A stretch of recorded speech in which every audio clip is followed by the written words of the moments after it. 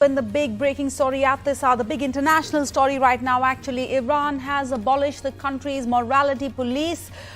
AFP has reported this and they're quoting the Prosecutor General. This, of course, comes in the backdrop of those protests that have been raging across Iran. They've been prompting confrontations between demonstrators and security forces for more than 2 months. We've seen protests triggered off, of course, by the arrest of Mahsa Amini for allegedly violating the country's strict female dress code. She then was died after spending days in the custody of this moral police. The announcement of their abolition, the abolition of the moral police has come a day after Jafar Montazeri said that both Parliament and the judiciary are working on the issue of whether the law requiring women to cover their heads needs to be changed.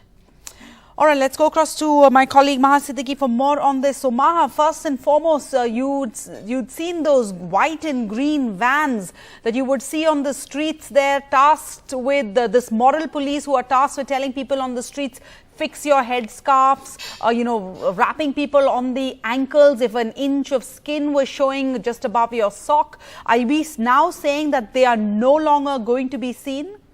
Yes. That is what has been decided now, to disband Gashte-Irshad. This is the guidance police or morality police as we know them. They are the ones, as you rightly mentioned, out on the streets to impose what is called morality, which is largely perceived in the form of the clothing and specifically of women.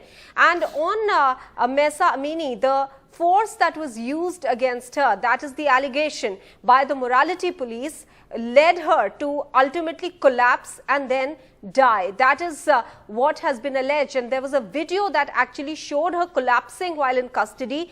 The initial cover-up that was seen by the morality police was that they said that she had some heart ailment, but clearly she was a young 22-year-old girl. Her family said she had no such ailment, and therefore it became apparently clear that there was some sort of force used against her.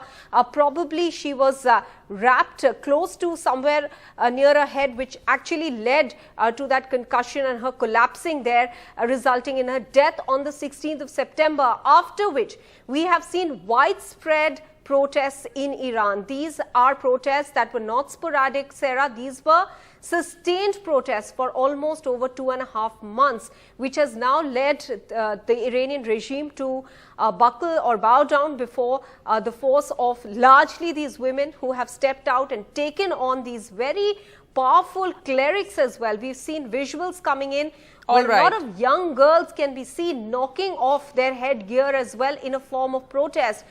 There are women in Tehran, some of them in North Tehran largely, where we've seen women openly now stepping out without the compulsory headgear as well.